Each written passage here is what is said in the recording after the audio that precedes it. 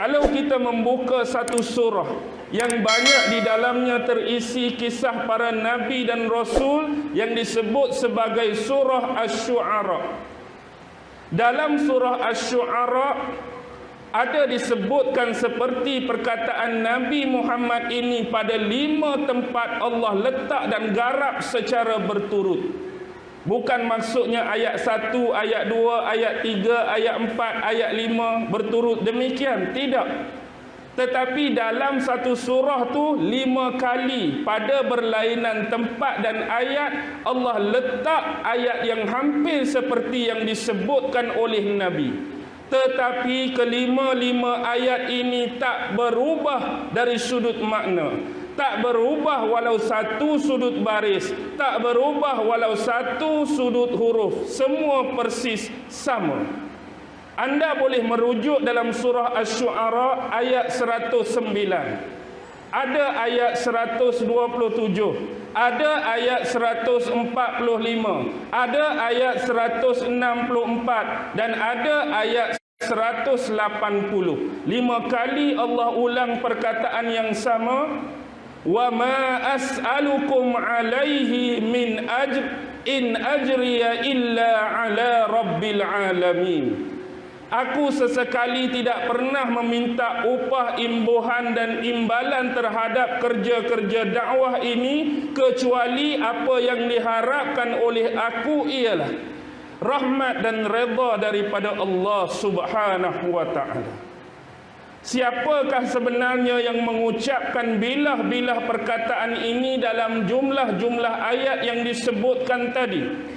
Ayat 107 disebutkan oleh Nabi Nuh alaihi salam. Ayat 127 disebutkan oleh Nabi Hud alaihi salam. Ayat 145 disebutkan oleh Nabi Saleh alaihi salam. Ayat 164 disebutkan oleh Nabi Lut alaihi salam. Dan ayat 180 disebutkan oleh Nabi Allah Syu'aib alaihi salam. Dan walaupun tidak disebutkan dan dinisbahkan pada Nabi dan Rasul lain, adakah ini bermakna Nabi dan Rasul selain 5 yang disebut mereka meminta upah atas dakwah mereka? Juga tidak sekali-kali, tuan-tuan.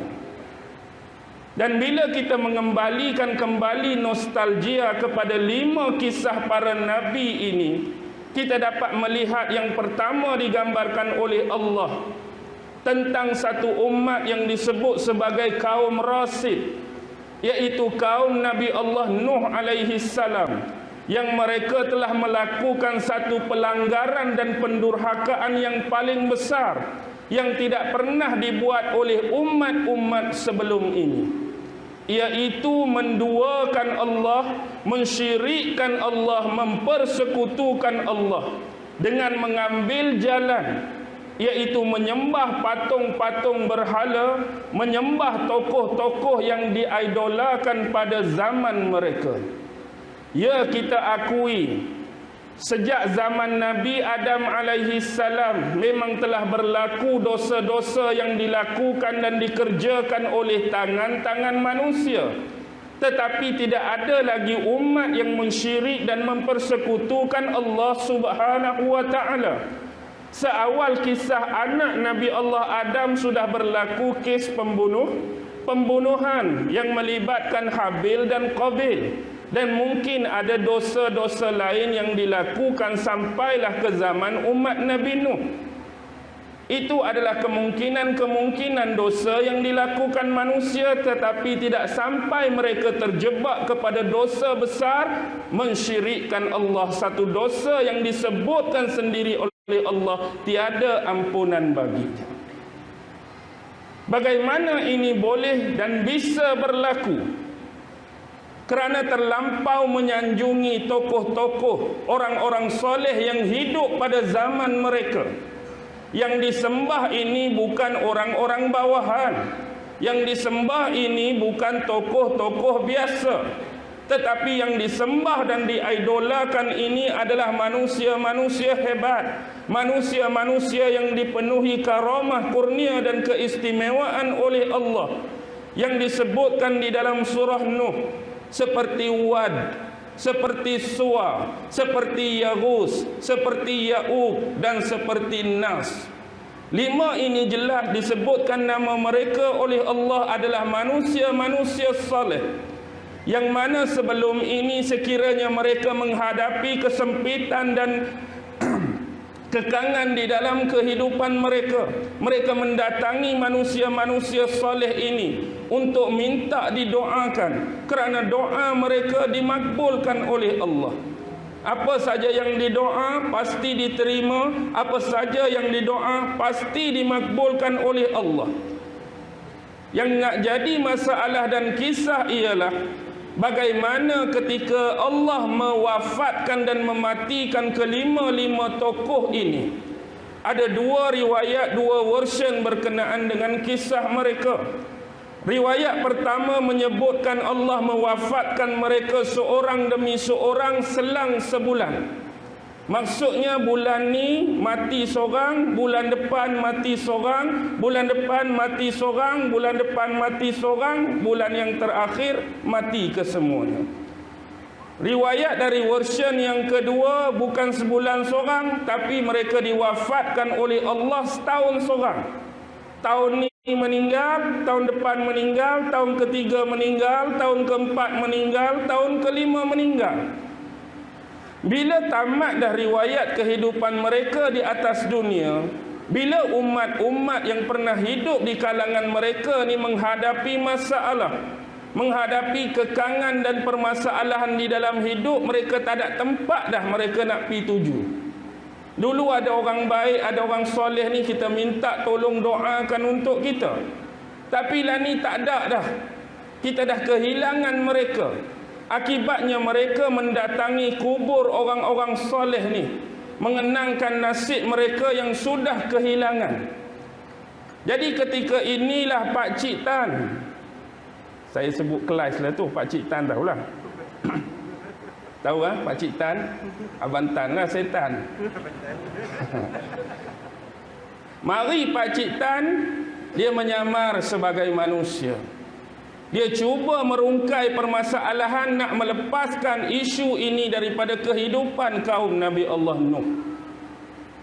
Lalu dia sebagai carpenter, sebagai tukang buat patung, dia menyarankan kepada kaum Nabi Allah Nuh alaihissalam supaya dibina patung-patung dan diletakkan di tempat-tempat istimewa, special dan selalu di mana ulama-ulama besar ini berada. Tujuan yang pertama just nak mengenang. Tujuan yang pertama just nak mengingat. Tetapi lebih jauh bila tidak diperingatkan kepada generasi demi generasi yang ada, yang akhirnya patung-patung ini mula dikalungkan. Patung-patung ini mula diritualkan. Patung-patung ini dijadikan sebagai tawassul, sebagai sandaran kepada permohonan Allah Subhanahu wa taala. Yang dah generasi lama meninggal, dah generasi lama mati. Pak Cik Tan mati ke tak mati?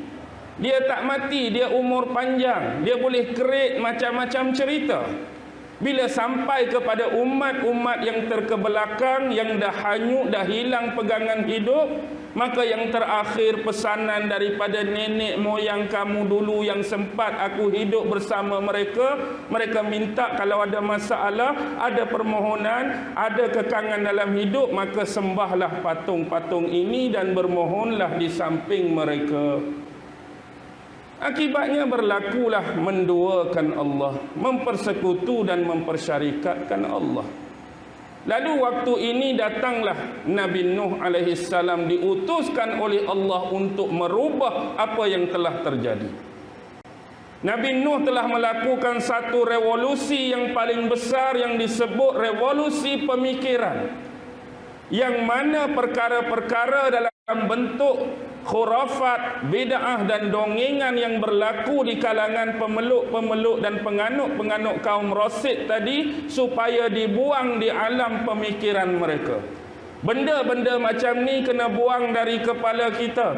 Benda-benda macam ni kena buang daripada otak dan pemikiran. Yang perlu kita bagi tumpuan ialah Allah Subhanahu wa taala. Itulah tempat kita bermohon, itulah tempat kita berlindung, itulah tempat kita meminta pertolongan.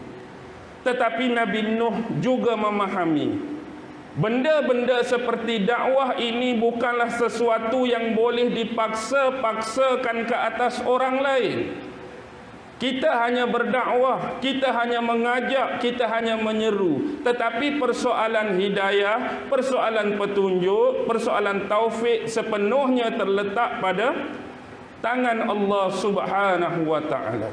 Jadi dalam tempoh usia yang diberi 950 tahun, 1000 illa khamsin, 1000 kecuali 50, berapa?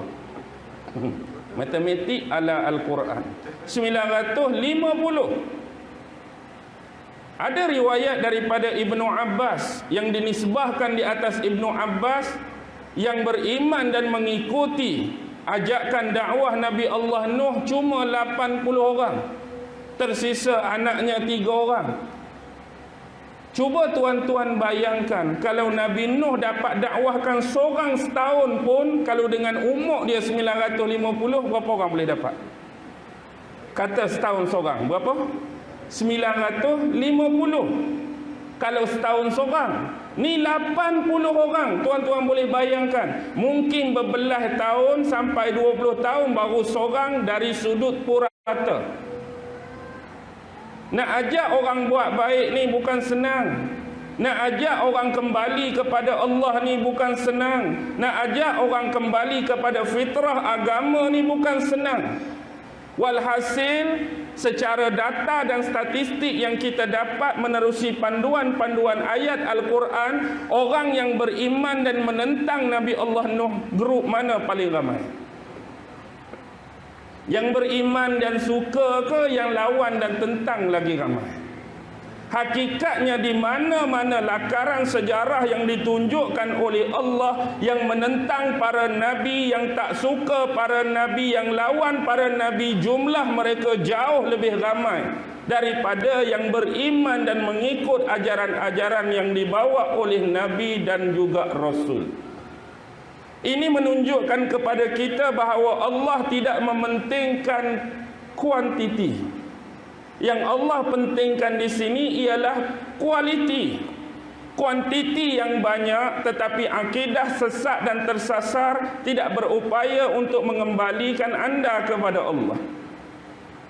Yang penting kuantiti, walaupun jumlah kita sedikit tapi bermakna.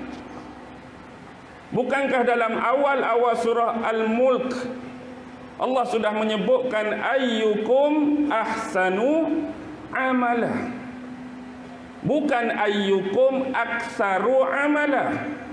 Siapa di antara kamu yang paling baik amalannya, bukan paling banyak.